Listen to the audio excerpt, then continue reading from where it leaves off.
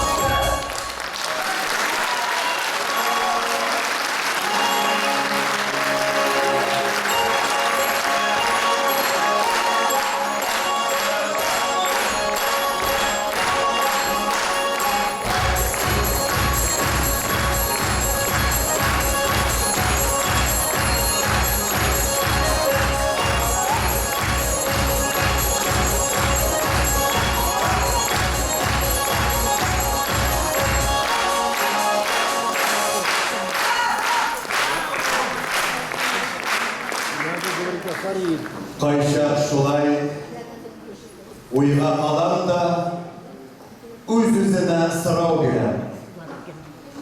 Kartayamasın ol gerek. Eye kartaya, yürek de kartaya. Tek kömürgene yaş kala. Nigasın alaysa kartayamasın yürek deyip jırlısın deyip aytırsız. Jır bit ol. Jırның yırtığı yok biler. Jır bit tilek, hıyal, ұмтылыш қыла.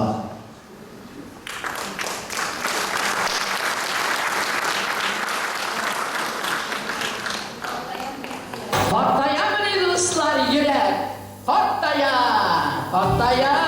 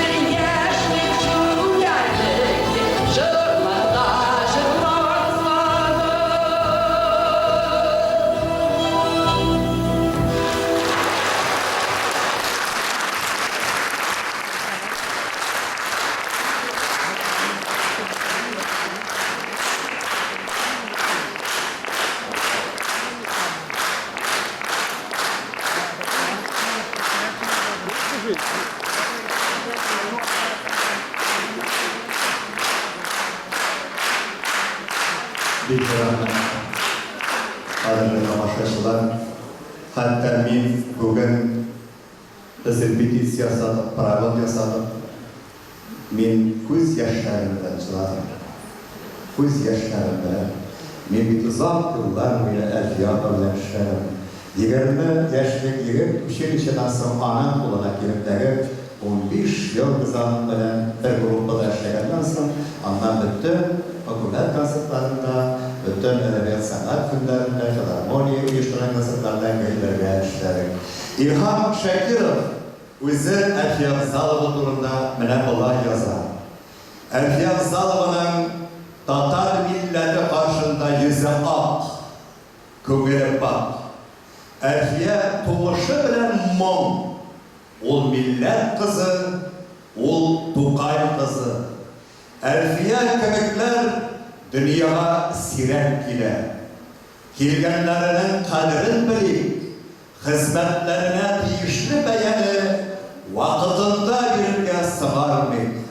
Әлфия галәмчәдән 1000 яшәр дигән мәгънәне аңлата. 1000 яшәсен безнең Әлфиябыз.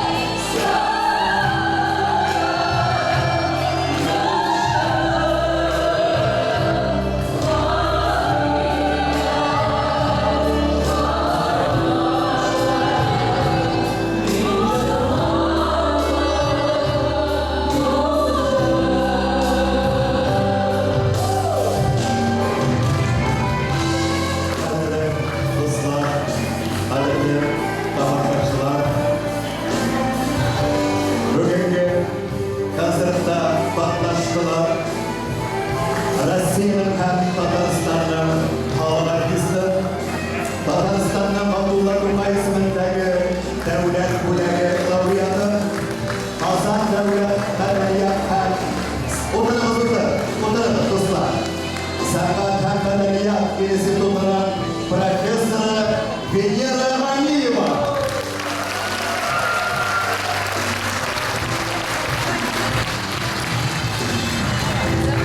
Bu sözler tabii özellikle anlatılır mı? Tabii.